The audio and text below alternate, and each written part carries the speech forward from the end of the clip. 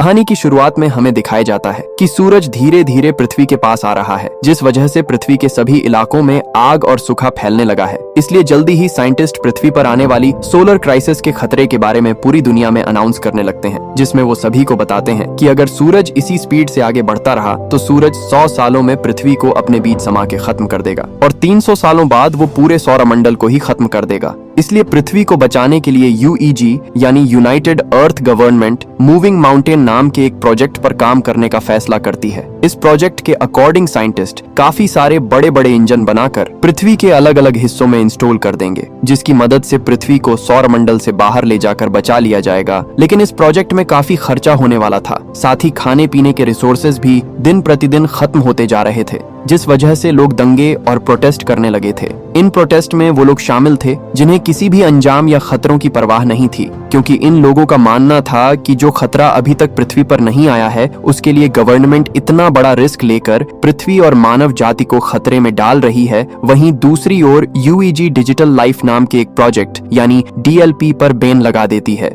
जिस वजह से प्रोटेस्ट और भी ज्यादा बिगड़ जाते हैं, क्योंकि डीएलपी एक कट्टर ग्रुप था जिसका मानना था कि इंसानों का फ्यूचर सिर्फ कंप्यूटर में है। असल में वो एक ऐसा प्रोग्राम डेवलप करना चाहते थे जिससे इंसान अपने दिमाग को एक डिस्क में अपलोड कर सकता था, लेकिन रिसोर्सेज की कमी के कारण वो इस प्रोग्राम को आगे नहीं बढ़ा सकते थे। इसलिए रिसोर्सेज के लिए वो हैकिंग करके यूईजी पर आतंकवादी हमला करते रहते थे। इन सब के बीच यूईजी नोटिस करती है कि उनके मूविंग माउंटेन प्रोजेक्ट से लोगों का विश्वास उठाता जा रहा है, जिस कारण काफी सारे लोग इस प्रोजेक्ट को रोकने की कोशिश कर रहे हैं। पर तभी चाइनीज एम्बेसडर जाओ इस प्रोजेक्ट के पहले पार्ट को कंप्लीट करने का कहते हैं, क्योंकि उनका मानना था कि पहला पार्ट जल्द ही पूरा हो जाएगा और लोगों को दोबारा उनके मूविंग माउंटेन प्रोजेक्ट पर विश्वास होने लगेगा। जाओ कहते हैं कि इस पहले पार्ट को कंप्लीट करने के लिए सबसे पहले चंद्रमा पर मौजूद इंजन की टेस्टिंग की जाएगी, क्योंकि हम चंद्रमा को भी सौरमंडल से धकेलने का प्लान कर रहे हैं ताकि पृथ्वी का ग्रेविटी से कनेक्शन टूट जाए। वहीं यूईजी इस टास्क को कंप्लीट करने के लिए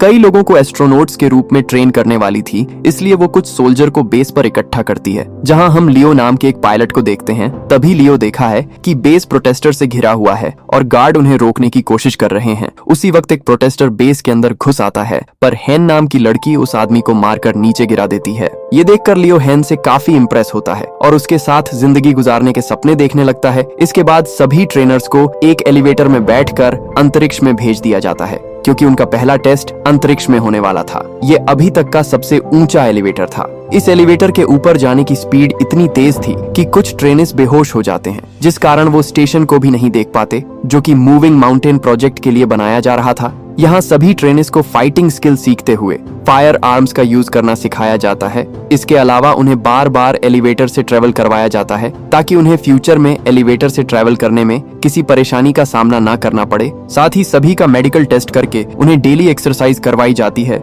इस ट्रेनिंग के दौरान लियो और हेन एक दूसरे को पसंद करने लगते हैं और उन्हें प्यार हो जाता है। फिर एक दिन लियो गार्ड को सिगरेट की घुस देता है और बेस के अंदर एक गुलदस्ता ले आता है, जिसे वो हेन को देते हुए उसे प्रपोज कर देता है। उसी सुबह एस्ट्रोनॉट्स का एक नया बैच वहां आता है और एलिवेटर में शामिल हो जाता है। तभी अचानक से देश में मौजूद ड्रोन बाहर आने लगते हैं, जिससे इंजीनियर को पता चला है कि उनका सिस्टम हैक हो गया है। इसी दौरान एलिवेटर अपनी शेड्यूल से पहले ऊपर जाने लगता है। दूसरी ओर एलिवेटर में शामिल हुए नए एस्ट्रोनॉट्स अपने कपड़े बदलने लगते हैं। तब लियो और हेन नोटिस करते हैं कि नए एस्ट्रोनॉट्स ट्रेनिस के नाम की यूनिफॉर्म पहन रहे हैं, जिससे वो समझ जाते हैं कि वो लोग कोई एस्ट्रोनॉट्स नहीं बल्कि आतंकवादी हैं। यहाँ बेस में सभी ड्रोन अटैक करके आग लगाने लगते हैं, जिन्हें रोकने के लिए पायलट इन पर अटैक करते हैं, लेकिन ड्रोन पर निशाना नहीं बना सकते थे, क्योंकि साइंटिस्ट ने सिस्टम को इस तरह बनाया है कि वो अपने ड्रोन पर अटैक ना कर सके। वहीं ड्रोन हैक हो चुके थे, इसलिए वो सिस्टम पर अटैक कर रहे थे। इस तरह अटैक करते हुए ड्रोन एक एलिवेटर को नीचे गिरा देते हैं।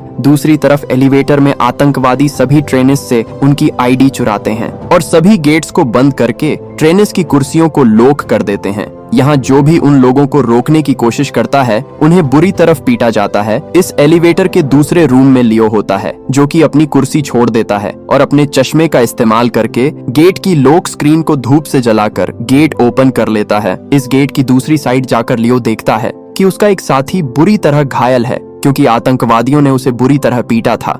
इसीलिए लियो उन आतंकवादियों के पीछे जाता है और उनसे लड़ने लगता है। इस फाइट में एक आतंकवादी ऊंचाई से गिरकर मारा जाता है, जिसके बाद लियो एक फायर एक्सटिंग्विशर को लेकर दूसरे आदमी का पीछा करता है। इस बीच वो आतंकवादी चोरी की गई आईडी से एलिवेटर को स्टेशन तक पहुंच देता है। ठीक उसी समय ड्रोन उन पर एक मिसाइल से अटैक करते हैं। इस दौरान बेस में साइंटिस्ट 550C नाम के इंटेलिजेंट क्वांटम कंप्यूटर की मदद से सिस्टम को हैकर से सेव कर लेते हैं, जिसके तुरंत बाद ड्रोन जमीन पर गिरकर ब्लास्ट हो जाते हैं और फिर साइंटिस्ट द्वारा एलिवेटर को वापस नीचे खींच लिया जाता है। यहाँ लियो अभी भी उस आतंकवादी से लड़ रहा था, तभी हैन मैकेनिकल हाथ की मदद से विंडो को तोड़ती है और लियो के पास आकर उसे आतंकवादी को मारने में उसकी मदद करती है। इसके बाद हैन गुस्से में लियो से दोबारा फ्लावर्स मांगती है, क्योंकि इस फाइट के दौरान उसके सभी फ्लावर्स टूट चुके थे। तभी अचानक से उसका स्टेशन बेस पर गिरने लगता है, क्योंकि उस आतंकवादी ने मरने से पहले डेटोनेटर दबा दिया था। यूईजी के बनाए स्टेशन के क्रश होने के कारण कई लोगों की जानें गई थी,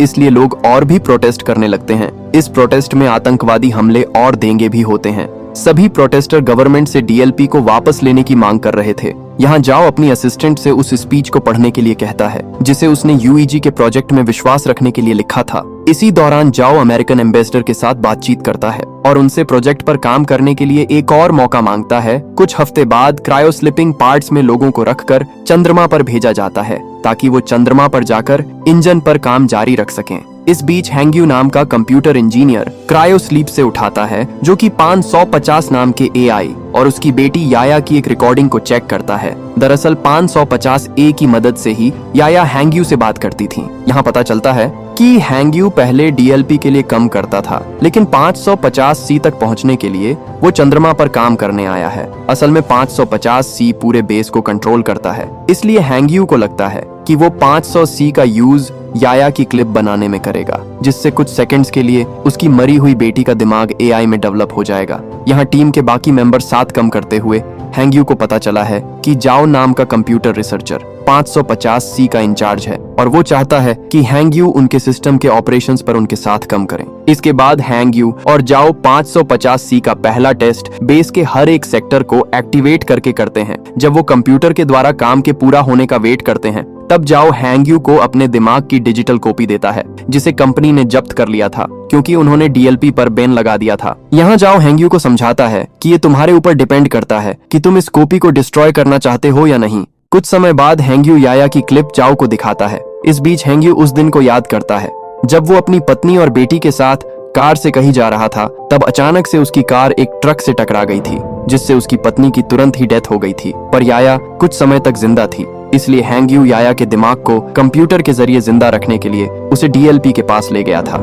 लेकिन वो लोग उसकी मदद करना नहीं चाहते थे, क्योंकि उनकी टेक्नोलॉजी अभी तक तैयार नहीं हुई थी। इस बीच हैंग्यू की मुलाकात जाओ से हुई, जो कि पहले डीएलपी में काम करता था। यहाँ जाओ ने हैंग्यू पर एहसान करते हुए याया के दिमाग को 550A नाम के एआई में डाल दिया था। यहाँ प्रेजेंट में हैंग्यू जाओ से रिक्वेस्ट करता है कि वो याया पर 550C का यूज करें, जिससे याया पूरी तरह एआई में बदल सके। जिस पर जाओ हैंग्यू से कहता है कि याया के लिए 550A ही काफी है। इसी बीच उनका सिस्टम डिटेक्टर करता है कि वहाँ Z9 लेवल का सोलर स्टोर्म आने वाला है, जिससे सभी लोग बेस पर वापस जाने का सोचते हैं। लेकिन उनके पास जो गाड़ियां थीं, उनकी स्पीड ज्यादा नहीं थी, पर फिर भी वो कोशिश करते हैं। वो किसी तरह सभी इंजन को बेस में रखकर उन्हें सोलर स्टॉर्म से बचा लेते हैं, पर इस प्रोसेस में 550C एआई बुरी तरह जल जाता है। जबकि प्रोजेक्ट को 3 दिनों में लॉन्च करना था, जिसके लिए उन्हें एक एआई की बहुत ज्यादा जरूरत थी। तब हैंग्यू जाओ को अपना 550A एआई देने को कहता है, लेकिन इसके बदले वो फ्यूचर में 550 मॉडल्स डेवलप करने वाली टीम में खुद को शामिल करने का कहता है, जिस पर जाओ मान जाता है और हैंग्यू एआई से याया के दिमाग से डिस्क निकाल लेता है। 3 दिन के बाद टीम इंजन्स का टेस्ट करती है। तब चंद्रमा कुछ सेकंड्स के लिए अपनी जगह से थोड़ा सा शिफ्ट हो जाता है, जिसे देखकर टीम बहुत खुश हो जाती है, क्योंकि इससे साबित हो जाएगा कि 20 साल में वो पूरी तरह से चंद्रमा को पृथ्वी से दूर कर देंगे। इसके अलावा टीम की इस सफलता से पूरी दुनिया के लोगों को मूविंग माउंटेन प्रोजेक्ट पर विश्वास हो जाता है। कुछ महीनों बाद वो पृथ्वी पर इंजन का टेस्ट करते हैं, जिससे सभी स्क्रीन ब्लैक हो जाती हैं और लोगों को लगता है कि उनका टेस्ट फेल हो गया है। लेकिन अचानक उन्हें फील होता है कि जमीन हिल रही है। वहीं दूसरी ओर बेस पर मौजूद एस्ट्रोनॉट्स को आसमान में एक लाइट जलती हुई दिखती है। इससे यूईजी के साइंटिस्ट प्रूव करते हैं कि पृथ्वी अपनी जगह से थोड़ी दूर पर शिफ्ट हुई है। ये जानकर पूरी दुनिया जश्न मनाने लगती है। इसी तरह कई साल बीत जाते हैं और यूईजी बहुत ही शक्तिशाली इंजन को बनाती है जो कि पृथ्वी और चंद्रमा को धक्का देकर मूव करके सौर मंडल से दूर कर देगा। साथ ही इस प्रोजेक्ट का नाम अब द वंडरिंग अर्थ रखा जाता है और 550C द्वारा कई बिल्डिंग्स को बनाया जाता है, जिसके बाद यूईजी हर साल एक नया टेस्ट करती है जिससे उनकी थ्योरी सही साबित होती है। इस तरह लोग यूईजी के प्रोजेक्ट को पूरी तरह एक्सेप्ट कर लेते हैं, जिस कारण डीएलपी पूरी तरह से गायब हो जाता है। इसके अलावा लोगों में ये भी चर्चा होती है कि गवर्नमेंट ने जो अंडरग्राउंड सिटी बनाई है उनके अंदर जाने के लिए लोगों को पास खरीदने होंगे। यहाँ पता चलता है कि हर साल पृथ्वी का रोटेशन धीमा हो रहा था, जिससे एक दिन में 24 घंटे की जगह 60 घंटे का सिस्टम हो गया है और ग्लोबल इंटरनेट भी अब बंद हो चुका था। साथ ही पृथ्वी पर अब बाढ़ और सोलर रेडिएशन जैसी समस्याएं आने लगी थीं, जिससे कैंसर की बीमारी बढ़ने लगती है। इधर लियो और हैन शादी कर लेते हैं और उनका एक लड़का होता है। वो दोनों परेशान होते हैं क्योंकि उन्हें उनके बेटे के लिए अंडरग्राउंड सिटी का पास नहीं मिला था। इसी बीच हैंग को कैंसर हो जाता है, जिससे वो दोनों और भी परेशान हो जाते हैं। यहाँ हैंगयू नए 500 डेवलपमेंट की हेल्प से याया के लिए एआई बनाता है, जिसे वो 550 का नाम देता है। यहाँ हमें बताया जाता है कि स्टेशन को गिरे हुए 14 साल बीत चुके हैं और अब लियो मेजर की पोस्ट पर आ चुका है। एक दिन लियो को अंतरिक्ष में भेजने के लिए उसका इंटरव्यू लिया जाता है। यहाँ 550W उसका इंटरव्यू लेता है और बताता है कि लियो की स्किल्स इंप्रेसिव हैं। इसके अलावा 550W लियो की फैमिली में हो रही परेशानियों के बारे में भी बताता है और कहता है कि लियो को पृथ्वी पर रहकर अपनी फैमिली की देखभाल करनी चाहिए, जिस पर लियो कहता है कि मुझे अपनी फैमिली को पीछे छोड़ने का दुख है, लेकिन मुझे अपने बेटे को अंडरग्राउंड सिटी में भेजने के लिए बेस पर आकर काम करना पड़ेगा। यहाँ मिरर के दूसरी साइड प्रोजेक्ट के इंचार्ज साइंटिस्ट इस इंटरव्यू को सुन रहे थे, जिसमें हैंगयू लियो की बातें सुनकर अपनी बेटी की याद करने लगता है। इसके बाद 550W बताता है कि हैंग की जल्दी ही डेथ होने वाली है, जिस कारण लियो पूरी तरह से टूट जाएगा और स्ट्रेस टेस्ट में फेल हो जाएगा। इंटरव्यू के बाद लियो हैन के साथ टाइम स्पेंड करने के लिए अस्पताल जाता है, जहां हैन कहती है, मैं आखिरी बार अपने होम टाउन को देखना चाहती हूँ, पर मौसम की समस्याओं के कारण उसे होम टाउन में ले जाना बहुत मुश्किल था। इधर हैंगयू लियो की बातों से इतना इमोशनल हो गया था कि वो चोरी से बेस में घुसकर याया के दिमाग को 550W से जोड़ देता है और उसे सिस्टम में देखने लगता है, जिससे वो इमोशनल होकर रोने लगता है। तभी जाओ गार्ड्स के साथ वहां आ जाता है और हैंगयू को समझाने लगता है कि उसे याया की डेथ को एक्सेप्ट करना होगा, जिस पर हैंगयू मना कर देता है और याया को पूरी तरह से 550W में अपलोड कर देता है, जिससे चंद्रमा के सिस्टम में तुरंत प्रॉब्लम आना शुरू हो जाती है और सभी इंजन्स फेल होने लगते हैं। इसके बाद गार्ड्स हैंगयू को पकड़ लेते हैं और अपने साथ ले जाते हैं। इधर जाओ याया के डिस्क को निकालकर 550W एआई को बंद कर देता है। इस बीच लियो अपने पुराने दोस्तों के जरिए एक जेट उधार लेता है और हैन को उसके होम टाउन ले जाता है। कुछ ही समय में वो शंघाई सिटी में लैंड करते हैं, जो कि अब बर्फ से जमी हुई बंजर जमीन बन चुकी थी। दोनों सितारों को देखते हुए बातें करते हैं, जहां हैन लियो से कहती है कि मैं समय आने पर शान से मरना चाहती हूँ। यहाँ यूईजी के लोग हैंगयू के द्वारा की गई सिस्टम प्रॉब्लम्स के बारे में बात करते हैं और नोटिस करते हैं कि ये उस हैकिंग की तरह ही है जो कुछ सालों पहले ड्रोन और एलिवेटर के साथ की गई थी। इसलिए सभी 550W के सिस्टम को हैक करके सही करने का सोचते हैं, लेकिन वो हर बार ब्लॉक हो जाते हैं। तभी अचानक चंद्रमा के इंजन ब्लास्ट हो जाते हैं, जिससे चंद्रमा पृथ्वी की ओर आने लगता है। दूसरी तरफ जाओ समुद्र के पास खड़ा होता है और सभी देशों के लीडर्स को एक इमरजेंसी अलर्ट सेंड करता है, क्योंकि सुनामी धीरे धीरे बढ़ रही थी जो जल्द ही जमीन से टकरा जाती है। इस इमरजेंसी के कारण लियो को भी वापस ड्यूटी पर बुलाया जाता है। वहीं लीडर्स पहले से ही अंडरग्राउंड सिटी को खोलना शुरू कर देते हैं ताकि वो सुनामी से लोगों की जान बचा सकें। यहाँ लियो के मिशन पर जाने से पहले ही हैन की डेथ हो जाती है, इसलिए उनके बेटे को हैन के पिता अंडरग्राउंड सिटी में मिल जाते हैं। इस बीच जाओ यूईजी से सपोर्ट मांगते हुए कहता है कि उन्हें पृथ्वी के सभी परमाणु हथियारों का इस्तेमाल करके चंद्रमा पर अटैक करना होगा, ताकि वो चंद्रमा को पृथ्वी से टकराने से रोक सकें, जिस पर सभी देश अपने अपने हथियार सौंपने के लिए मान जाते हैं। इस बीच जाओ हैंगयू से मिलने के लिए जेल में जाता है और उसे बताता है कि वो पृथ्वी के इंजन्स को जल्द से जल्द एक्टिव करना चाहते हैं, लेकिन इसके लिए उन्हें ग्लोबल इंटरनेट को फिर से एक्टिव करना पड़ेगा। साथ ही जाओ बताता है कि इंटरनेट का एक सर्वर पानी में डूब गया है, जिसकी केयर करने के लिए उन्हें हैंगयू की जरूरत है, लेकिन हैंगयू जाओ की बात नहीं मानता है। तब जाओ उसे याया की दिमाग की डिस्क दिखाकर उसे ब्लैकमेल करता है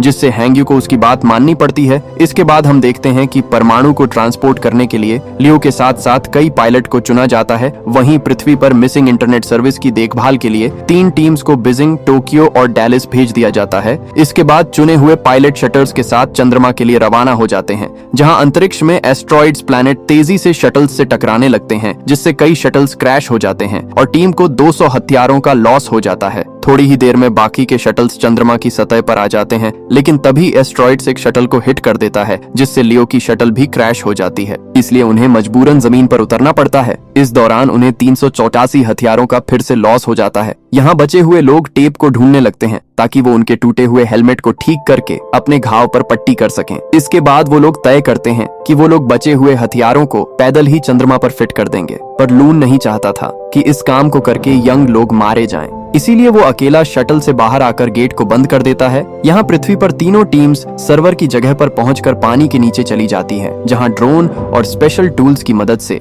हैंग्यू की टीम बिल्डिंग में जाती है और सर्वर का दरवाजा ढूंढने लगती है। लेकिन जब वो दरवाजे को जबरदस्ती खोलते हैं तो उनका एक आदमी बुरी तरह घायल हो जाता है। तब जाओ उसके घावों को सही करने की कोशिश करता है, लेकिन उनके पास घाव को ठीक करने के लिए कोई सामान नहीं था, जिस कारण उस आदमी की डेथ हो जाती है। जिसके बाद हैंग्यू और जाओ इंटरनेट को वापस लाने के लिए कनेक्शन बनाने का डिसीजन लेते हैं। दूसरी तरफ लियो हथियारों को एक ट्रक से ले जाने लगता है। तभी अचानक चंद्रमा का मालवा पृथ्वी से टकराता है, जिस वजह से बिल्डिंग्स हिलने लगती हैं और कुछ हार्डवेयर जाओ के पैर पर गिर जाते हैं, जिससे वो बुरी तरह फंस जाता है। तभी उस रूम में पानी भरने लगता है। दूसरी ओर हैंग्यू अपने ड्रोन की मदद से भी रूम का गेट नहीं खोल पा रहे थे, इसलिए जाओ उसे जल्दी से पासवर्ड की दे देता है। पर इस दौरान जाओ की पानी में डूबने से डेथ हो जाती है। इसके बाद चंद्रमा का मलबा पृथ्वी की मेजर लोकेशंस को डिस्ट्रॉय करने लगता है, जिससे अंडरग्राउंड सिटीज में जा रहे लोग पैनिक होने लगते हैं। वहीं यूईजी में जाओ को बुरी खबर मिलती है कि उनके पास परमाणु हथियारों को एक साथ ब्लास्ट करने के लिए समय नहीं है, जिससे जाओ उम्मीद खो देता है। पर तभी उसका एक आदमी उसे सल्यूशन बताता है कि अगर वो अंतरिक्ष में और भी एस्ट्रोनॉट्स को भेज देंगे तो हथियारों को मैनुअली ब्लास्ट किया जा सकता है, यानी कि सभी एस्ट्रोनॉट्स को अपना सेक्रीफाइस करके दुनिया को बचाना होगा। इस ऑपरेशन के लिए 300 लोगों की जरूरत थी। यहाँ एक पुराना पायलट कहता है कि ऐसा करना हमारा कर्तव्य है, पर यंग लोग फ्यूचर की देखभाल करने के लिए हैं, इसलिए उनका सेक्रीफाइस ना किया जाए। उस पायलट की बात मानते हुए सभी पुराने पायलट को एस्ट्रोनॉट्स की टीम के साथ चंद्रमा पर पहुंचा दिया जाता है, जहां लियो उन्हें आता हुआ देखकर चौंक जाता है, लेकिन उसका कम्युनिकेटर टूट गया था, इसलिए वो पृथ्वी पर वापस लौटने से पहले अपने पुराने टीचर और ट्रेनिंग पार्टनर्स को गुड बाय नहीं बोल पाता है। दूसरी ओर यूईजी बताती है कि टोक्यो और डैलिस के सर्वर वापस आ चुके हैं, लेकिन बीजिंग का सर्वर अभी तक नहीं आया है। यहाँ बीजिंग में हम हैंग्यू को देखते हैं, जिसकी रूम में पानी भरने लगता है और वो की को सही कंप्यूटर से नहीं जोड़ पाता। तभी चंद्रमा पर एस्ट्रोनॉट्स सभी परमाणु हथियारों को ब्लास्ट करने लगते हैं। ठीक उसी समय हैंग्यू भी उसकी माइंड डिस्क को एक कंप्यूटर से जोड़ देता है, जिससे चंद्रमा पूरी तरह ब्लास्ट हो जाता है। पर अब चंद्रमा का मलबा तेजी से पृथ्वी की ओर आ रहा था, इसलिए पृथ्वी को जल्द ही वहां से हटाने की जरूरत होती है। यहाँ हैंग्यू याया की क्लिप को एक्टिव करता है और उसे की दिखाकर अंदर से इंटरनेट को एक्टिव करने के लिए कहता है। तभी रूम में पानी भर जाता है, जिससे हैंग्यू की भी डेथ हो जाती है। वहीं चंद्रमा का मलबा पूरी दुनिया में गिरने लगता है। तभी यूईजी इमरजेंसी मैसेज भेजकर बताता है कि उनका मिशन फेल हो चुका है, जिससे शहरों में दंगे होने लगते हैं। वहीं जाओ हार नहीं मानता और अपनी टीम को इंजन्स में आग लगाने को कहकर उन्हें उल्टी गिनती शुरू करने को कहता है। इसी दौरान बीजिंग में हैंग्यू का दिमाग अचानक कंप्यूटर के अंदर एक्टिव हो जाता है, जहां वो अपनी बेटी से दोबारा मिलकर बहुत खुश होता है। इसके बाद हैंग्यू एआई में जाकर इंटरनेट सर्वर को एक्टिव कर देता है। तभी जाओ के आदेशों का पालन करते हुए एक आदमी इंजन्स को स्टार्ट कर देता है और फिर देखते ही देखते पृथ्वी मूव करने लगती है और चंद्रमा के मलबे से बच जाती है। ये देखकर पूरी दुनिया के लोग जश्न मनाते हैं। यहाँ लियो शटल से ही पृथ्वी को हिलते हुए देखता है, इसलिए वो जल्दी से वीडियो रिकॉर्ड करता है ताकि वो अपने बेटे को ये सीन दिखा सके। दूसरी ओर हैंग्यू और याया के दिमाग का बैकअप 550W में एक साथ मिक्स हो जाता है। इसके बाद हमें 7 साल बाद का सीन दिखाया जाता है, जहां पृथ्वी वापस से 24 आवर के सिस्टम में आ चुकी है और जाओ रिटायर्ड हो चुका है, लेकिन अब उनकी असिस्टेंट यूईजी में उनकी लेगेसी को आगे बढ़ा रही है। अब क्योंकि चंद्रमा से उनको कोई भी खतरा नहीं है, इसीलिए वो अपने प्लान का सेकंड पार्ट शुरू करते हैं, जिसमें वो 10 साल के अंदर जुपिटर प्लैनेट के पास से उड़ेंगे और फिर पृथ्वी को हमेशा के लिए सौर मंडल से बाहर कर देंगे। इसीलिए इंजन्स पर नजर रखने के लिए एक स्पेस स्टेशन बनाया गया है, जिसका इंचार्ज लियो है। और इसी सीन के साथ ये कहानी यहीं पर खत्म हो जाती है।